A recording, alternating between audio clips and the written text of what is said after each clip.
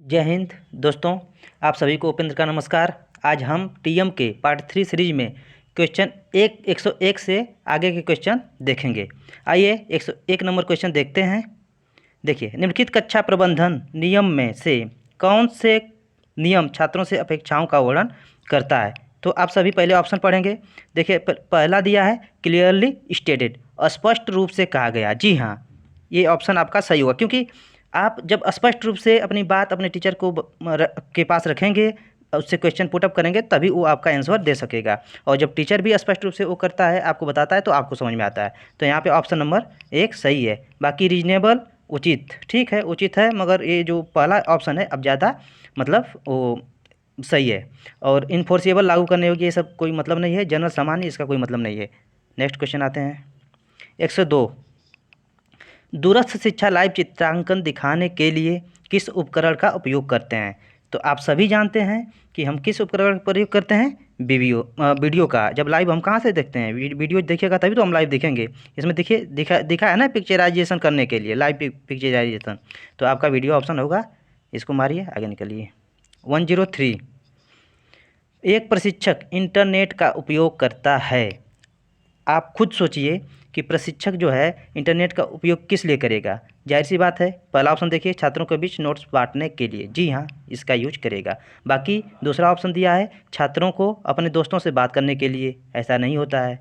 अपने जीवन की योजना बनाने के लिए नहीं। वो टीचर और स्टूडेंट का सिर्फ वहीं तक मकसद है, पढ़ने पढ़ाने का। तो छात्रों के बीच नोट्स बांटने के लिए ऑप्शन 1 आपका सही होगा। नेक्स्ट क्वेश्चन आइए। निम्नलिखित विशेषता नेतृत्व में नेताओं के बीच सामाजिक बातचीत समूह द्वारा वर्णित की जाती है। इस क्वेश्चन को आप ध्यान से देखिएगा। पहला दिया है पर्सनैलिटी, व्यक्तित्व। दूसरा डेमोग्राफी, जनसांख्यिकी। तीसरा दिया है टास्क कॉम्पिटेंस, कार्य क्षमता। तीसरा दिया है इंटरपर्सनल एटीट्यूड। तो यहाँ पे आपका आंसर क्या हो जाएगा? Interpersonal attitude. देखिए, इसमें क्या दिया है कि जो नेतृत्व करते हैं, जो नेताओं के बीच बातचीत, सामाजिक बातचीत होती है, वो पारस्परिक लक्षण जब तक उनके आपस में नहीं मिलेंगे, तब तक कोई भी निर्णय पे जाना संभव नहीं है। और व्यक्तित्व जो है हर एक पर्सन का अलग होता है। डेमोग्राफिक का मतलब ये हुआ कि कोई किस क्षेत्र से आई, कोई कहाँ से आया है, एक जगह से तो कोई होता नहीं है वहाँ पे। और टास्क कॉम्पिटेंस, कार्य क्षमता, सबकी कार्य क्षमता अलग अलग है। मगर जब तक किसी बिल पे जब भी वो लोग निर्णय वगैरह करते हो, तो आप देखते होंगे कि उनके जब मतदान होता है वहाँ पे, कि जो मेजोरिटी में होता है वो चीज़ें मान ली जाती है। तो यहाँ पे आपका आंसर क्या हो जाएगा? Interpersonal attitude. नेक्स्ट चलते हैं। 105, इंटरनेट की मदद से एक ही मंच पर काम करने के लिए छात्रों और शिक्षकों को यहाँ से होना चाहिए। देखिए, एक ही मंच पर आपको काम करना है, तो ये नहीं ज़रूरी होता है कि आप सिर्फ ग्रामीण क्षेत्र से हो या सिर्फ शहरी क्षेत्र से हो। ऑनलाइन क्लास में आप देखे होंगे, चाहे आप ग्रामीण क्षेत्र के हो चाहे शहरी क्षेत्र हो, दोनों लोगों के लिए होता है ये। तो ग्रामीण और शहरी क्षेत्र दोनों इंटरनेट की मदद से हम अपनी शिक्षा प्राप्त करते हैं। नेक्स्ट चलते हैं। 106, कंप्यूटर सहायता प्राप्त शिक्षण एक है जो शिक्षण को रोचक और आनंद बने। जी, यहाँ यह एक स्ट्रेटजी होती है जो हमारी शिक्षा को रोचक और आनंदमय बनाता है। ठीक है, इसमें कुछ एक्स्ट्रा नहीं बताने लायक है।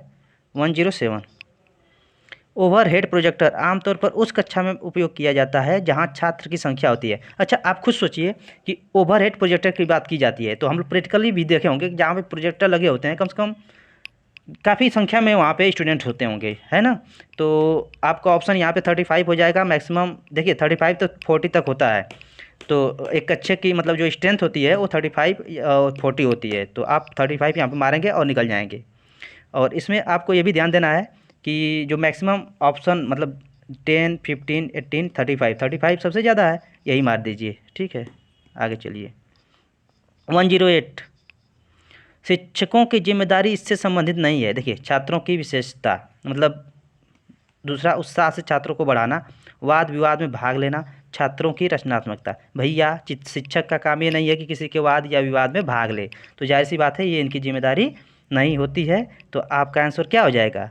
वाद विवाद में क्या पार्टिसिपेट वो नहीं करेगा। आंसर ऑप्शन 3 होगा इसमें। आगे निकलिए। 109, कार्यकर्ता के समय समय पर अलग अलग कार्य करने के लिए कौन सा जॉब डिजाइन का तरीका होता है? Job simplification, job enlargement, job rotation, job enrichment. देखिए इसमें क्या दे रहा है क्वेश्चन में कि which job design approach takes worker to do different task periodically, मतलब अलग अलग काम करना है तो जॉब रोटेशन किया जाता है। इससे ये भी फ़ायदा हो जाता है कि आप एक एक काम करके ही बोर फील हो जाते हैं, इसलिए आपको जब अलग अलग टास्क मिलता है तो आप अलग एनर्जी के साथ काम करते हैं। जॉब रोटेशन सही होगा उसमें। 110 नंबर क्वेश्चन देखिए, कार्यशाला अभ्यास में इसके लिए उपकरण और डिजाइन चरण शामिल हैं। देखिए धातु का काम, मेटल वर्क होता है वहाँ पे, बढ़ईगिरी कारपेंट्री हम करते हैं, विद्युत इलेक्ट्रिकल भी काम होता है, हमारी जो वर्कशॉप होती है, ये सभी आंसर सही होगा, सब होगा। 111 अच्छी पाठ योजना में यह शामिल नहीं है। देखिए अच्छी पाठ योजना में क्या शामिल नहीं है ये आपको बताना है। Learning objective, learning activities, student assessment, student learning. तो आप बताइए 101। तो इसमें अच्छी पाठ्य योजना में देखिए आप लर्निंग ऑब्जेक्टिव शामिल होता है, लर्निंग एक्टिविटीज़ भी शामिल होती हैं, स्टूडेंट असेसमेंट भी शामिल होता है, मगर ये छात्रों का शिक्षण शामिल नहीं होता है, ये स्टूडेंट लर्निंग इसमें शामिल नहीं होता है। 112 शिक्षण प्रशिक्षण के लिए कौन से प्रक्षेपण उपकरण का उपयोग नहीं किया जाता है। एक बार और क्वेश्चन पढ़ते हैं, शिक्षण या प्रशिक्षण के लिए कौन से प्रक्षेपण उपकरण का उपयोग नहीं किया जाता है। देखिए ऑप्शन 1 क्या दिया है, ओवरहेड प्रोजेक्टर आप यूज करते हैं, टेप रिकॉर्डर, भैया टेप रिकॉर्डर का यूज नहीं किया जाता है। बाकी आगे अभी ऑप्शन देख लेते हैं, एलसीडी प्रोजेक्टर इसका यूज करते हैं, वीडियो कैमरा इसका यूज करते हैं। देखिए आपका ऑप्शन 2 हो जाएगा इसमें। 113 स्वतंत्र छात्र शिक्षण का दृष्टिकोण इससे संबंधित है। स्वतंत्र छात्र शिक्षण का दृष्टिकोण इससे संबंधित है। पहला निर्माणवादी दृष्टिकोण, दूसरा skill based approach, formal approach, चौथा डिस्ट्रक्टिव अप्रोच। तो आप थोड़ा सा इसमें दिमाग लगाइए, 113 नंबर क्वेश्चन में दिमाग लगाइए। देखिए इसमें आपका एक ऑप्शन क्या दिया हुआ है, स्किल बेस्ड अप्रोच, यही सही होगा। बाकी निर्माणवादी दृष्टिकोण नहीं होगा, औपचारिक दृष्टिकोण नहीं होगा, विनाशकारी दृष्टिकोण तो होगा ही नहीं। तो आपका आंसर क्या हो जाएगा, option 2 skill based approach. 114 number question देखिए,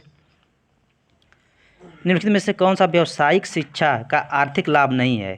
अपराध में कमी, भैया ये इसका अपराध में कमी से कोई रिलेशन ही नहीं है, ठीक है। शिक्षा का अपराध में कमी से कोई, इनमें से कौन सा व्यावसायिक शिक्षा जो होती है उसका अपराध में कमी से कोई मतलब नहीं है। बाकी श्रम बाजार के परिणाम इससे संबंधित होता है, कर्मचारी की उत्पादकता, कंपनी का प्रदर्शन इससे संबंधित होता है। आगे आइए 115 पाठ्यक्रम रचना में निम्नलिखित में से कौन विषय वस्तु की प्रत्यक्ष पहचान में मदद करता है। देखिए बहुत बढ़िया क्वेश्चन है कि जो विषय वस्तु बनाते हैं तो उसमें प्रत्यक्ष पहचान किसके माध्यम से हम करते हैं। तो देखिए एक ऑप्शन आपको संचालन और क्या लॉजिस्टिक्स दिया, संचालन और क्रियान्वयन। देखिए ये मतलब प्रत्यक्ष नहीं होता है, उससे प्रत्यक्ष संबंधित नहीं होता है। क्लास मीटिंग्स, कक्षा की बैठकें, ये भी प्रत्यक्ष रूप मतलब जो आपका शिक्षा का उद्देश्य है। देखिए तीसरा क्वेश्चन, तीसरा ऑप्शन देखिए लर्निंग ऑब्जेक्टिव्स, ये कोर्स डिजाइन जब किया जाता है ना तो ये प्रत्यक्ष रूप से उसमें हमें हेल्प करता है। तो यहाँ पे ऑप्शन क्या हो जाएगा आपका शिक्षण उद्देश्य, लर्निंग ऑब्जेक्टिव्स। 116 एक अच्छी पाठ योजना बनाने के लिए शिक्षकों को योजना पर सीखने की प्रक्रिया लिखनी चाहिए। तो आप देखिए जब एक अच्छी पाठ योजना, एक लेसन प्लान बनाते हैं तो आप जो इसकी बात कर रहे हैं, क्या अच्छी पाठ योजना बनाने के लिए आप कहाँ पे लिखते हैं, मतलब शिक्षकों को योजना बनाने के लिए जो प्रक्रिया होती है सीखने की प्रक्रिया, वो आप कहाँ लिखते हैं, बीच में लिखते हैं। जब आप लेसन प्लान बनाते हैं तो आप देखे होंगे कि शुरू में आप ऑब्जेक्टिव डालते हैं कि आपका ऑब्जेक्टिव क्या है, उसके बाद रिव्यू वगैरह डालते हैं, ठीक है। उसके बाद क्या मोटिवेशन, फिर बीच में आपका आता है प्रेजेंटेशन सेंटर में, लास्ट में फिर आप समरी बोलते हो, एप्लीकेशन और जो क्वेश्चनिंग टेस्टिंग करते हैं। तो आप यहाँ पे क्या आंसर हो जाएगा, सीखने की जो प्रक्रिया होती है सेंटर बीच में ही बताई जाती है। तो ऑप्शन नंबर 3। 117 प्रशिक्षक और शिक्षक के बीच मुख्य अंतर क्या है। देखिए प्रशिक्षक और शिक्षक, जो आपका क्या है, एक इंस्ट्रक्टर और एक टीचर होता है, उसमें अंतर क्या होता है। देखिए पहला ऑप्शन देखिए, एक टीचर जो होता है, शिक्षक होता है, वो सिखाता है, मतलब एक प्रशिक्षक क्या देता है, निर्देश, इंग्लिश में देखते हैं इसको, और teacher teaches and N instructor instruct. दूसरा ऑप्शन क्या दिया है 117 में, देखिए दूसरा ऑप्शन कि एक शिक्षक सिखाता है और एक प्रशिक्षक मूल्यांकन करता है। तीसरा ऑप्शन, एक शिक्षक सिद्धांत सिखाता है और एक प्रशिक्षक व्यावहारिक आचरण बताता है। चौथा ऑप्शन देखिए, एक शिक्षक ज्ञान देता है, एक प्रशिक्षक कौशल प्रदान करता है। Option number 4, a teacher gives knowledge and N instructor imparts skills. तो यही सही है, ठीक है, चौथा ऑप्शन सही है। सभी ऑप्शन को आप पढ़िएगा ध्यान से। 118 नंबर आइए। उच्च स्तर की विषय विशेषज्ञता और एक अच्छी मूल्य विश्वास प्रणाली होने के अलावा एक सक्षम प्रशिक्षक, देखिए एक सक्षम प्रशिक्षक पहला, और स्ट्रिक्ट आउटलुक, एक सख्त दृष्टिकोण नहीं, एक सक्षम प्रशिक्षक का ये आउटलुक हमारे शिक्षा प्रणाली को बढ़ाने में मदद नहीं करेगा। दूसरा, उनके छात्रों के प्रति सहानुभूति, नहीं भैया सहानुभूति दोगे तो आप थोड़ा ही उसको कुछ सिखा पाओगे। तीसरा, responsibility for own development, yes, responsibility for own development, खुद के विकास के लिए जिम्मेदारी, क्योंकि वो अप टू डेट जब तक नहीं होंगे आपको नई चीज़ें नहीं सिखा पाएंगे। तो एक प्रशिक्षक की यह जिम्मेदारी होती है कि वो अपने आप को टाइम से मतलब अपडेट करता रहे, ठीक है। तो थर्ड ऑप्शन हो जाएगा इसमें। 119 देखिए, विकासात्मक कार्य मॉडल इनके द्वारा विकसित किया गया था। देखिए जो विकासात्मक the development task model was developed by, 119 number question देखिए। अब देखिए जो विकासात्मक मॉडल था ये 1950 में डेवलप किया गया था। कब किया गया था? 1950 में। और इसको किसने किया था? रॉबर्ट हैविघस्ट, ठीक है। इसको याद जैसे करेंगे आप कि जो डेवलपमेंट टास्क मॉडल था वो डेवलप किए, इनको काफ़ी समय लग गया, बेचारे हैविघस्ट थे, घिस रहे थे, घिसते 2-4-5 साल बाद जाकर इन्होंने ये मॉडल डेवलप्ड किया। तो 1950 में डेवलप किए। कौन थे? घिसने वाले, घस्ट थे, घस्ट घिस रहे थे, रॉबर्ट हैविघस्ट। नेक्स्ट चलते हैं आगे। 120 देखिए आप, शिक्षण के साधन के रूप में आत्मनिरीक्षण में ये शामिल है। दूसरों का निरीक्षण करना, अपने विचारों पर ध्यान देना, दूसरों का अवलोकन करना, दूसरों के व्यवहार की। अच्छा एक चीज़ देखिए, क्वेश्चन पहले पढ़िए, इंट्रोस्पेक्शन की बात कर रहा है, यानी कि आत्मनिरीक्षण की बात कर रहा है, तो भैया दूसरों की बात हम क्यों करेंगे? तो देखिए अपने विचारों पर ध्यान देना, ऑप्शन नंबर 2 यही सही होगा। 121 देखिए, एक पाठ्यक्रम का कार्य क्या है? देखिए पाठ्यक्रम का कार्य क्या है? पाठ्यक्रम लक्ष्यों और शिक्षण के परिणामों के बारे में छात्रों को सूचित करना, ठीक है। 121 नंबर क्वेश्चन आप पढ़िए ध्यान से। दूसरा ऑप्शन, प्रत्येक कक्षा सत्र में संबोधित किए जाने वाले विषयों को सूचीबद्ध करना, जी हाँ, दोनों ऑप्शन सही है। तीसरा, ग्रेडिंग सिस्टम एंड पॉलिसी, जी ये भी होता है। ऑप्शन नंबर 4 देखिए, ऑल ऑफ दीज, ये सभी एक पाठ्यक्रम का कार्य क्या होता है? ये सभी होते हैं, ठीक है। पढ़िए इस तीनों को, ऑप्शन को जरूर पढ़िएगा। चलिए आगे 122 नंबर क्वेश्चन देखते हैं।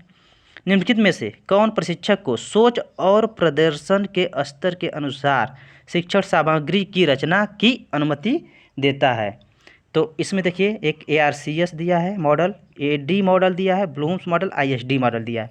तो इसमें आपका आंसर क्या हो जाएगा? Bloom's model. देखिए क्या दिया है, निम्नलिखित में से कौन प्रशिक्षक को सोच और प्रदर्शन के स्तर के अनुसार शिक्षण सामग्री की रचना की अनुमति देता है? तो ये आपका देता है कौन? Bloom's model. और ये ब्लूम्स मॉडल हम लोग पहले भी पढ़ सकते हैं, ब्लूम्स मॉडल पहले पढ़े हैं, शैक्षिक उद्देश्यों के बारे में। जो कब आया था ब्लूम्स मॉडल? 1956 में, ठीक है। अब देखिए ARCS का फुल फॉर्म क्या होता है? ARCS मॉडल केलर दिए थे, ARCS मॉडल, ARCS मॉडल कौन दिया था? Keller, KELLER। और कब दिए थे? 1983 में दिए थे ये केलर मॉडल, ARCS मॉडल। ध्यान दीजिएगा, ARCS का मतलब फुल फॉर्म होता है, ए से होता है अटेंशन, ए से क्या होता है? अटेंशन। आर से क्या होता है? रिलीवेंस, प्रासंगिकता। और सी से क्या होता है? कॉन्फिडेंस। एस से होता है सेटिस्फेक्शन। ध्यान दीजिए मेरी बातों को, ए से होता है अटेंशन, रिलीवेंस, उसके बाद कॉन्फिडेंस और सेटिस्फेक्शन, ये ध्यान दीजिएगा। आगे चलते हैं। AD के बारे में सब लोग जानते हैं कि AD मॉडल क्या होता है? एनालिसिस होता है, उसके बाद डिजाइन, ADDIE। इसका फुल फॉर्म जान लीजिए। AD का मतलब क्या होता है? एनालिसिस, डिजाइन, डेवलपमेंट, इम्प्लीमेंटेशन और इवेल्युएशन। इवेल्युएशन में दो चीज़ें होती हैं, फॉर्मेटिव इवेल्युएशन और समेटिव एवेल्यूशन। तो जो फॉर्मेटिव इवेल्यूशन होता है, जब लेक्चर ले रहे होते हैं, एक आध टेस्ट ले लेते हैं बीच बीच में, वो फॉर्मेटिव होता है। मगर जो समेटिव होता है, जब आपके पूरा मतलब चैप्टर मतलब लास्ट में जैसे सेशनल टाइप होता है ना, उस तरह से होता है कि समेटिव मतलब सभी का, समेटेशन का मतलब होता है कि ऐड करना, जोड़ना। तो एक ही साथ सब जो टेस्ट लिया जाता है वो होता है समेटिव इवेल्यूशन। तो आप आ जाइए, आईडी मॉडल के बारे में जान गए, आप ARCS के बारे में डाल गए और ब्लूम्स के मॉडल के बारे में। अच्छा, एक ISD शब्द जो दिया है यहाँ पे, ISD का फुल फॉर्म क्या होता है? Instructional system design. क्या होता है? Instructional system design. तो पहले ISD ही था, बाकी बाद में इसमें और इम्प्लीमेंट करके ही क्या हम बनाए, आईडी मॉडल को बनाए। तो नेक्स्ट, ज़्यादा टाइम हो गया इसमें, तो चलिए 123। मुझे बताने के लिए बहुत कुछ है, मगर क्या बताऊँ, टाइम का थोड़ा सा उसमें दिक्कत है। 123 देखिए, शिक्षण शैलियों के लिए VAK में ए का मतलब VAK, भैया VAK फुल फॉर्म जानते रहिएगा। V का मतलब क्या होता है? विजुअल। V का मतलब क्या होता है? विजुअल। A का मतलब क्या होता है? ऑडिटरी होता है। और K का मतलब क्या होता है? काइनेस्थेटिक। अब देखिए, विजुअल का मतलब देखकर, ऑडिटरी का मतलब क्या होता है? सुनकर, काइनेस्थेटिक का मतलब क्या होता है? छूकर या महसूस करके, और काइनेस्टिक का मतलब क्या होता है? काइनेस्थेटिक बोलते हैं छूकर या महसूस कर कर। अब देखिए यहाँ में ए का मतलब पूछा है, तो ए का मतलब क्या हो जाएगा आपका? एनालिसिस। देखिए ए का, ना सॉरी, ऑडिटरी होता है ना। देखिए विजुअल का, वी का मतलब विजुअल होता है, ए का मतलब ऑडिटरी होता है, के का मतलब काइनेस्थेटिक होता है। तो यहाँ पे क्या हो जाएगा? ऑडिटरी। Okay, auditory. आइए नेक्स्ट क्वेश्चन चलते हैं। 124, सीखने की 3 श्रेणियाँ हैं, ज्ञान, कौशल और। ये तो बहुत अच्छा क्वेश्चन है, आप जानते भी हैं इसको। 3 श्रेणियाँ क्या होती है? ज्ञान होता है, कौशल होता है, और आपका क्या होता है? एटीट्यूड। देखिए 3 श्रेणियाँ क्या होती है? नॉलेज, ये शुरू में ही फर्स्ट यूनिट में शायद था क्या? नॉलेज, स्किल, और तीसरा क्या होता है? एटीट्यूड। तो आप ऑप्शन नंबर 3 देख रहे होंगे, एटीट्यूड दिख रहा होगा, इसको मारिए आगे चलिए। 125 में क्या है? भूमिका निर्वहन की श्रेणी में तहत शिक्षक वितरण गतिविधि का एक प्रकार है। देखिए भैया, ये इस पे हम चर्चा कर चुके हैं। जो हमारे सिमुलेशन होता है ना, a role play is a type of teaching delivery activity under the category of simulation. Simulation में हम बताए थे कि किसी भी चीज़ को आप छोटा बड़ा करके उसकी नकल मतलब फोटोकॉपी आप दिखा सकते हैं प्रोजेक्टर के थ्रू, चाहे जैसे भी, तो सिमुलेशन बोलते हैं उसको। आगे चलते हैं, डाउट हो तो आप बाद में कमेंट बॉक्स में कमेंट करिएगा। 126 में आइए। शीला का अपने विज्ञान मेले के लिए नया विचार आया है। अपने सहपाठियों को अपना विचार दिखाने के लिए कौन सी पद्धति का उपयोग करना सबसे अच्छा है? अब आप खुद को लेकर सोचिए कि आप अपने दोस्त को कैसे समझाएंगे। पोस्टर के द्वारा वो नहीं समझ पाएगा। वर्किंग मॉडल क्या होता है? जब आप चीज़ों को बताते हैं शुरू से, बेसिक से, मतलब कोई आपको, जैसे कि आप इलेक्ट्रीशियन से हैं अगर, या फिटर से हैं, तो इलेक्ट्रीशियन में जैसे कि कोई आप जैसे गो डाउन वायरिंग या कोई बोर्ड बनाते हैं, तो आप वायरिंग करते हैं उसका एक एक, मतलब उसका सर्किट डायग्राम बनाते हैं, फिर चीज़ें बताते हैं। तो ये आपका वर्किंग मॉडल ही होता है, काम करता नमूना। और ई लर्निंग से मतलब नहीं, डेमोन्स्ट्रेशन नहीं। आपका ऑप्शन नंबर 2 सही हो जाएगा। आइए 127, प्रभावी संचार करने के लिए से बचना सबसे अच्छा है। सही बात है, प्रभावी संचार आप जब ही करेंगे जब आप रॉन्ग एज्यूमशन से बचेंगे और कल्चरल बैरियर्स, इन चीज़ों से बचेंगे, तभी आपका जो कम्युनिकेशन है वो प्रभावी होगा।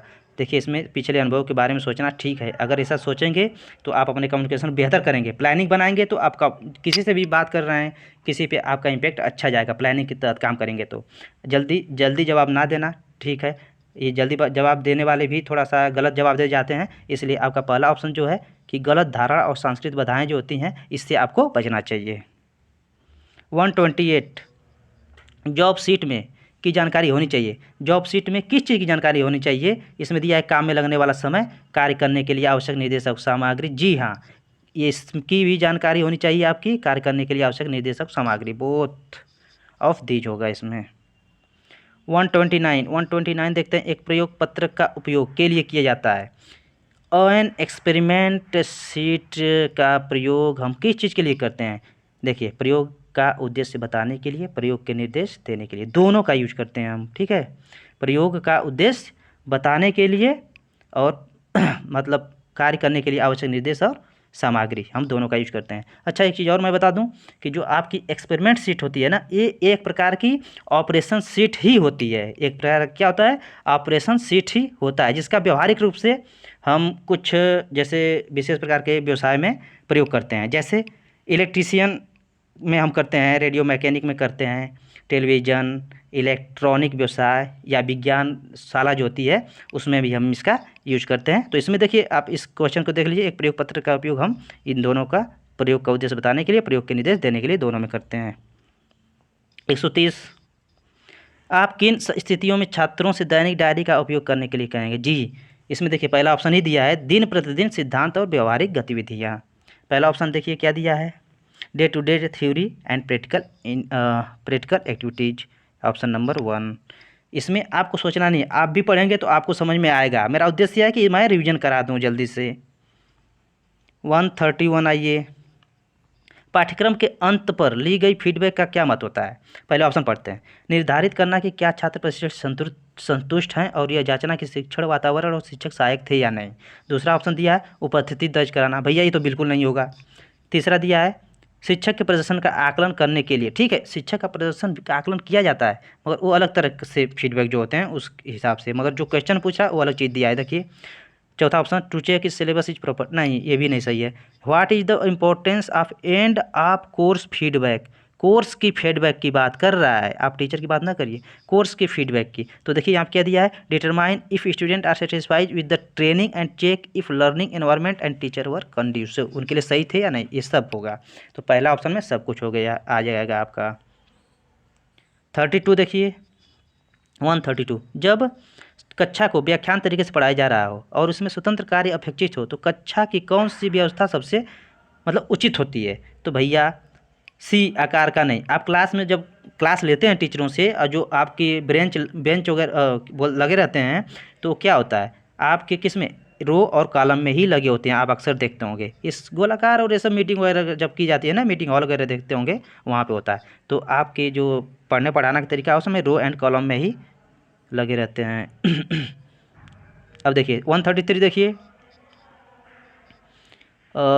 काउंसलिंग प्रक्रिया से पहले किसी व्यक्ति को जानने के लिए काउंसलर द्वारा लिम्फेसिस किसका उपयोग किया जा सकता है?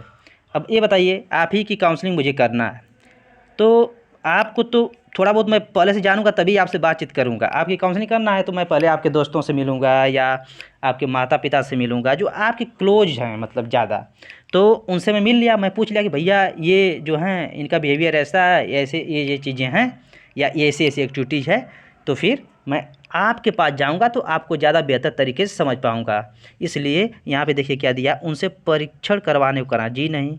माता पिता और दोस्तों का साक्षात्कार, जी ये मैं करूँगा, ज़रूर करूँगा। उससे एक आत्मकथा लिखने को कहना, वो क्यों लिखेगा, उसी के तो काउंसलिंग की जाती है। उनसे उससे ऊपर सबसे देखिए ये सब बाद में पूछेंगे, सबसे पहला स्टेज जो होता है माता पिता को बुलाएंगे या उनके दोस्तों से हम बातचीत करेंगे। नेक्स्ट चलते हैं 134, काउंसलिंग प्रक्रिया के 4 चरण हैं। जी, काउंसलिंग प्रक्रिया में सबसे पहले रिलेशन बिल्डिंग, सबसे पहले संबंध का एक स्थापित करते हैं, उसके बाद हम असेसमेंट करते हैं, एक असेसमेंट करते हैं, फिर हम क्या करते हैं, गोल निर्धारित करते हैं, उसके बाद हम एक्शन लेते हैं उसके ऊपर, ठीक है। तो एक्शन प्लान देखिए, पहला ही ऑप्शन आपका इसमें दिया हुआ है कि संबंध निर्माण करते हैं, मूल्यांकन करते हैं, उसके बाद लक्ष्य स्थापित करते हैं और कार्य योजना बनाते हैं। पहला ऑप्शन सही हो जाएगा। 135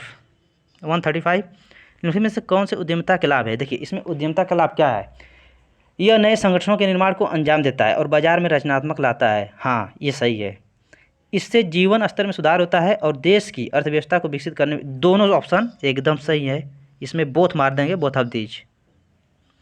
136, प्रधानमंत्री मुद्रा योजना सूक्ष्म इकाई और इसके अंतर्गत, हाँ मुद्रा योजना के तहत, ये पहला ऑप्शन देख रहे होंगे आप कि 10,000 से 10 लाख के बीच में लोन प्राप्त कर सकते हैं। 137, निम्नलिखित में से आईसीटी के अंतर्गत आता है। पहली बात आईसीटी, इसका फुल फॉर्म देख लीजिए। आईसीटी का मतलब क्या होता है? 137 क्वेश्चन देखिए आप लोग। 137 क्या है?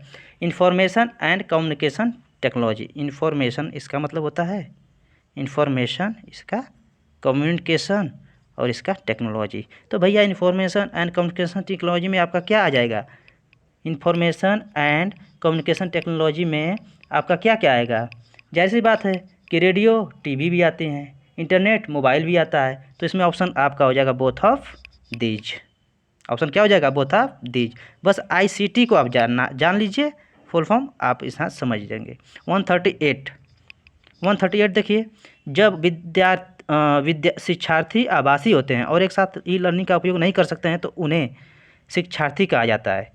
तो जाहिर सी बात है, जब आप एक साथ नहीं हम सिंक्रोनस असिंक्रोनस लर्निंग के बारे में बता चुके हैं, तो यहाँ पे क्या हो जाएगा? असिंक्रोनस मतलब लर्निंग हो जाएगा, मतलब आप असिंक्रोनस, तो ऑप्शन क्या हो जाएगा?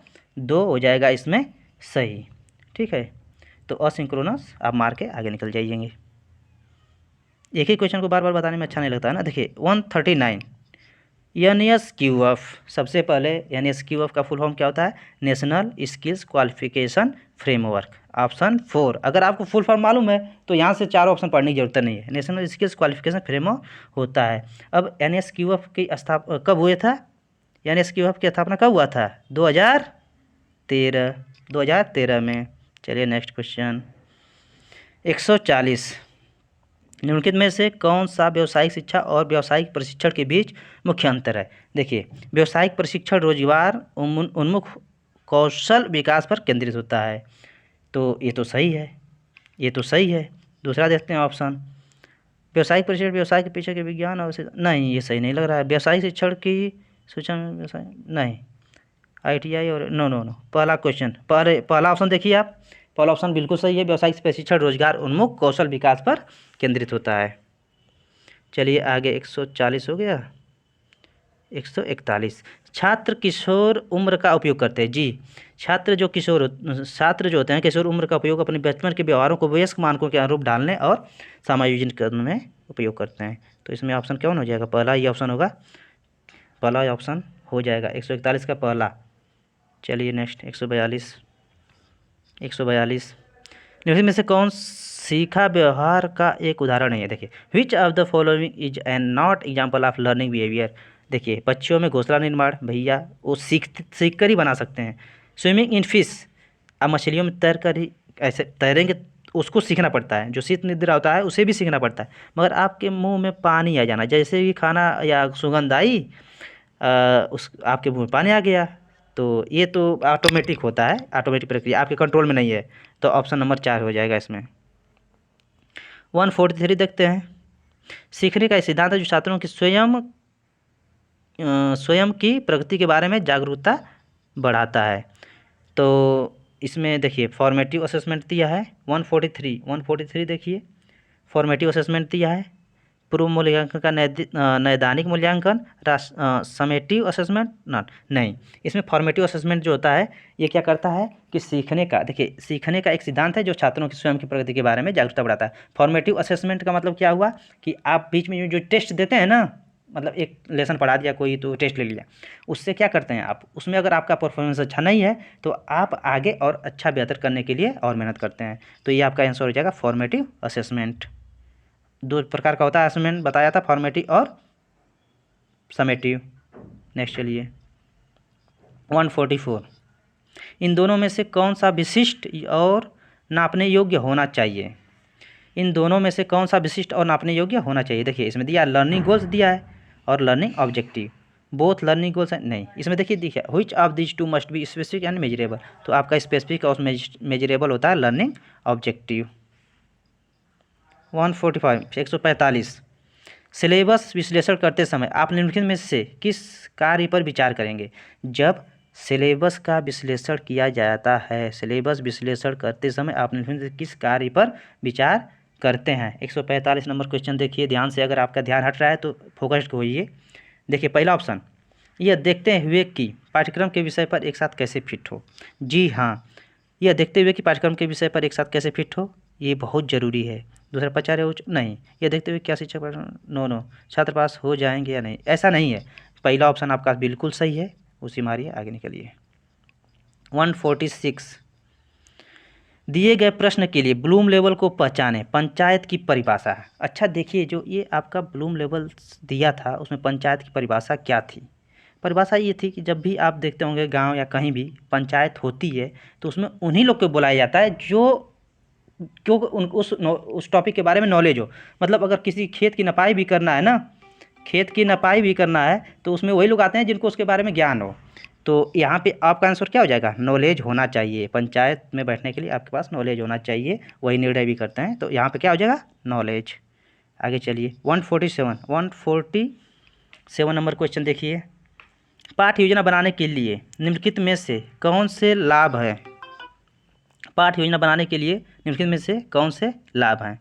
तो देखिए पहला क्या दिया है, पहला ऑप्शन देखिए, प्रति गतिविधि में बिताए गए समय की योजना बनाने में मदद करता है, बिल्कुल करता है। दूसरा, छात्रों की शिक्षण शैली जानना, ये भी है, दोनों, इस दोनों सही है, बोथ मतलब दोनों सही होगा इसमें।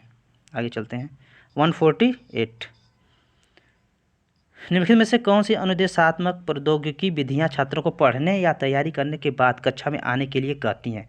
तो यहाँ क्या दिया है, लेक्चर दिया, भाषण, जी नहीं। फ्लिप्ड क्लासरूम, हाँ बिल्कुल फ्लिप्ड क्लासरूम ही होगा इसका आंसर। ई लर्निंग नहीं, क्लास स्टडी नहीं। देखिए फ्लिप्ड क्लासरूम क्या होता है, मैं इसके बारे में थोड़ा सा बता दूँ आपको। यह एक अनुदेशात्मक सामग्री, ठीक है, एक अनुदेशात्मक सामग्री को जो कक्षा के बाहर उपलब्ध कराकर, ठीक है, तो जो ये परंपरागत जो शिक्षा होती है उसकी व्यवस्था को बदलना है इसके तहत। इसमें क्या करते हैं छात्र कि प्रशिक्षक जो हमारे हैं उनके नेतृत्व में आप ऑनलाइन लेक्चर देखते हैं, ऑनलाइन चर्चा करते हैं और उन चीज़ों पे रिसर्च करते हैं। तो इसका ऑप्शन फ्लिप्ड क्लासरूम हो जाएगा। तो मेरा यही उद्देश्य था कि फ्लिप्ड क्लासरूम क्या होता है, थोड़ा सा आप इसके बारे में जान लें। आइए 149 क्वेश्चन पे। 149, कौन ऑफ एक्सपीरियंस, देखिए cone of experience why developed by, बहुत अच्छा क्वेश्चन है ये, कि जो कौन ऑफ एक्सपीरियंस था वो किसके द्वारा डेवलप्ड किया गया था। तो जो कौन ऑफ एक्सपीरियंस है उसको डेल जो थे साहब, इनका नाम था एजर, ETGARDEL, ठीक है। ये अब कब किए थे ये डेवलप्ड, 1969 में। कब किए थे, 1969 में इसको डेवलप किए थे। तो ये आप जान लीजिए बस, क्या क्या जानना है इसमें, कि द कोन ऑफ एक्सपीरियंस एजर मतलब डेल साहब ने किया था 1969 में। अगर ज़्यादा पढ़ना है तो यूनिट 10 में देखिएगा इसके बारे में, जो नेमी चेन्नई वाली बुक है उसमें है। Next question. और बाकी ब्लूम्स, वेरी और कैरेक्टरिस्टिक आप पढ़े ही हैं। आइए 150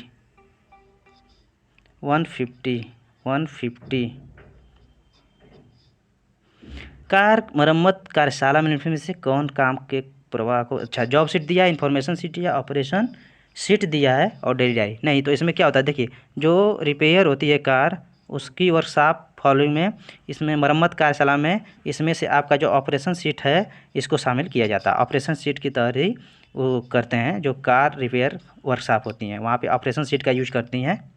नेक्स्ट आते हैं 151 पूर्व और पश्चात जॉब चेक शीट का उपयोग के लिए किया जाता है। इसमें देखिए क्या दिया है कि शुरुआत करने के बाद किए गए कार्यों की गुणवत्ता का आकलन करना। दूसरा, प्रत्येक कार्य में खर्च किए गए समय को मापना। नो, श्रम की लागत की गणना करना। नहीं, टीम को काम करना। नहीं, पहला ऑप्शन देखिए आप, इसका सही आंसर क्या हो जाएगा, पहला, कि get started in the day and assess quality of work done. अगर क्वेश्चन पढ़ेंगे तब भी समझ में आएगा, क्वेश्चन को ध्यान से पढ़िएगा आप। तो ऑप्शन नंबर 1 सही है इसमें। आइए नेक्स्ट 152, एक अच्छे बहुविकल्पीय प्रश्न में होने चाहिए। अच्छा, बहुविकल्पीय प्रश्न में आप देखते होते हैं कि 4 मल्टीपल चॉइस जो होती है ना उसमें ज़्यादातर 4 ऑप्शन मिलते हैं। तो आप बैंकिंग का जो एग्ज़ाम देता होगा ना, बैंकिंग वगैरह में 5 ऑप्शन मिलते हैं। तो इसीलिए क्या किया है, मिनिमम 3 ले लिया है, मैक्सिमम 5 ले लिया। 3 से 5 क्वेश्चन होने चाहिए, ऑप्शन नंबर 1। 153 देखिए, 153 देखिए कि जो कैकपैट्रिक के मूल्यांकन के अनुसार उन्होंने 4 मतलब स्तर दिए हैं। तो सबसे पहली चीज़ कि ज्ञान, कौशल और दृष्टिकोण जो परिवर्तन पर केंद्रित है ना, उन्होंने 4 मतलब स्तर बताए हैं। 4 स्तर क्या क्या हैं मैं एक बार आपको बता देता हूँ। 4 स्तर देखिए, सबसे पहले में क्या होता है, रिएक्शन। सबसे पहले क्या होता है, रिएक्शन। दूसरा में लर्निंग, ये सीक्वेंस हो सकता है कहीं कहीं अलग दिया हो। तीसरा आपका होता है बिहेवियर। चौथा क्या होता है, रिजल्ट। इसको आप इम्पैक्ट भी बोल सकते हैं, रिजल्ट। देखिए पहला रिएक्शन, फिर लर्निंग, उसके बाद बिहेवियर, उसके बाद रिजल्ट। तो आप अपने ऑप्शन पे जाइए और एक बार देखिए, लर्निंग लर्निंग दिया है, बिहेवियर दिया है, रिजल्ट दिया है और रिएक्शन दिया है। ठीक है, लर्निंग दिया है, रिएक्शन दिया है, बिहेवियर दिया है और क्या दिया है, रिजल्ट दिया है। तो आप इसमें क्या हो जाएगा, इसमें ऑप्शन क्या हो जाएगा, लर्निंग। इसमें ऑप्शन क्या हो जाएगा, लर्निंग। आगे चलते हैं। 154 उद्देश्य एक अच्छी परीक्षा की महत्वपूर्ण विशेषता है। यह परीक्षण स्कोर की वैधता और दोनों को प्रभावित करता है। अब देखिए, मोटिवेशन दिया है, स्ट्रक्चर दिया है, रोबस्टनेस दिया है, रिलायबिलिटी। तो यहाँ सबसे बड़ी रिलायबिलिटी जो होती है ये होना चाहिए। यहाँ देखिए क्या था, objective is an important characteristics of a good test, it affects both validity and reliability of test score. तो आप यहाँ पे क्या करेंगे, रिलायबिलिटी यहाँ पे सही आंसर हो जाएगा आपका। 155 में आइए जल्दी से। जब कक्षा को समूह के काम की आवश्यकता होती है तो कौन सी कक्षा की व्यवस्था सबसे प्रभावी होती है। सबसे पहली बात कि अगर आप थोड़ा बहुत इंग्लिश में जान सकें तो क्लस्टर का मतलब ही होता है ग्रुप में स्टडी करना या टीम में स्टडी करना। ठीक है, ग्रुप या टीम में स्टडी करना। तो यहाँ पे ऑप्शन देखिए 3, यहाँ पे क्या किया है कि ग्रुप वर्क देख रहे हैं, ग्रुप शब्द से आप समझ जाएंगे। यहाँ पे क्लस्टर का मतलब भी वही होता है, ग्रुप। तो ऑप्शन नंबर 3 सही है। आगे चलते हैं। 156 एक काउंसलर नहीं हो सकता है। देखिए भैया, इसको कई बार हम लोग कर चुके हैं। Express his view to the council के प्रति अपना विचार व्यक्त करना। काउंसिल के निर्णय की बात ही नहीं आती है, बाकी कुछ भी करे निर्णय न ले, काउंसिल के लिए निर्णय लेना, निर्णय नहीं लेता है वो। तो 156 का क्या हो जाएगा, सेकेंड। 157 जब एक शिक्षार्थी अपनी पढ़ाई पूरी करने के बाद खुद को लगातार प्रयासों के माध्यम से अवगत रखता है तो वह एक होता है लाइफ लॉन्ग लर्नर। ठीक है, वह एक कैसा होता है, लाइफ लॉन्ग लर्नर, आजीवन शिक्षार्थी होता है। आइए नेक्स्ट क्वेश्चन। 158 देखिए, which one of these 3 national board is open. मतलब इन 3 राष्ट्रीय बोर्डों में से कौन खुला बोर्ड है, मतलब ओपन, जैसे यूनिवर्सिटी बोलते हैं ना, तो ये ओपन बोर्ड। तो देखिए यहाँ पे आप CBSE ओपन नहीं है, ICSE भी नहीं है, यहाँ पे नन ऑफ दीज को छोड़ ही दीजिए। एक ऑप्शन आपको दिख रहा है NIOS। अब देखिए NIOS का हो सकता है आपको फुल फॉर्म पता हो, कुछ लोग को नहीं पता होगा। तो इसका मतलब होता है कि national institute of open schooling. इसका मतलब क्या होता है, national school of open schooling. और ये कब बना था, NIOS बना था आपका कब, 1900 कब बना था बताइए, 1989 में, सॉरी 1989 में बना था आपका NIOS। तो यही आंसर हो जाएगा इसका, सॉरी ये आंसर NIOS हो जाएगा आपका। चलिए नेक्स्ट। 159 ऋण देते समय बैंक का क्या महत्वपूर्ण बातें ध्यान में रखते हैं। देखिए बैंक क्या, जो ऋण देते हैं आपको, उनको सेफ्टी भी ध्यान में रखेंगे, लिक्विडिटी भी देते हैं, पर्पज भी, ये ऑल ऑफ दीज हो जाएगा, तीनों ध्यान में रखते हैं चीज़ें। 160 स्टैंड अप इंडिया मिशन का उद्देश्य क्या है। भैया स्टैंड अप इंडिया मिशन आप अगर पढ़ेंगे तो उसमें सीधा दिया है कि SC and ST and women minority, अनुसूचित जाति और अनुसूचित जनजाति और महिला अल्पसंख्यकों को मदद करना ही उसका काम है। नेक्स्ट चलते हैं। 161 विपणन के 4 P's में से कौन सा आपकी पेशकश की स्पष्ट समझ से संबंधित है। देखिए पहले क्वेश्चन पढ़ेंगे, of the 4 P of marketing which one deals with the having a clear understanding of what you offering. आप जो ऑफ़र की करते हैं उसके बारे में बात कर रहा है। 4 P का मतलब क्या, देखिए 4 P में क्या क्या होता है, आपका प्रोडक्ट होता है, प्रोडक्ट, उसके बाद प्राइस, उसके बाद प्रमोशन, उसके बाद प्रमोशन हो जाएगा, उसके बाद प्लेस। तो भैया जो आप ऑफ़र करते हैं क्या, प्रोडक्ट की बात करते हैं। जब ऑफ़र करते हैं तो प्रोडक्ट को देखते हैं, तो आपके लिए क्या ज़रूरी है, प्रोडक्ट। तो यहाँ आंसर कहीं दिख रहा है, कुछ प्रोडक्ट टाइप दिख रहा है, ये है प्रोडक्ट। ठीक है, अब समझ में आ गया होगा, प्रोडक्ट ही इसका आंसर होगा। 162 ऑनलाइन सामग्रियों में अंतर क्रियाशीलता ज़्यादातर को शामिल करने की जाती है। देखिए इसमें क्या है, 162 में देखिए कि ऑनलाइन सामग्रियों में क्या है, आप शामिल करते हैं, ऑडियो वीडियो दोनों होता है ना, ऑनलाइन जब पढ़ाई करते हैं आप, तो ये ऑप्शन नंबर 3। Option number 3 160। ओहो, पूरी PDF यहाँ पे कंप्लीट हो गई है। तो आप सभी के लिए अपना कीमती समय देने के लिए धन्यवाद। आगे नेक्स्ट हम लेवल 2 बढ़िया से सॉल्व करेंगे, क्योंकि यहाँ तक तो सब लोग पढ़ लेते हैं, बाकी आगे की चीज़ें ध्यान नहीं देते हैं। तो हम यहीं पे okay, bye bye, best of luck.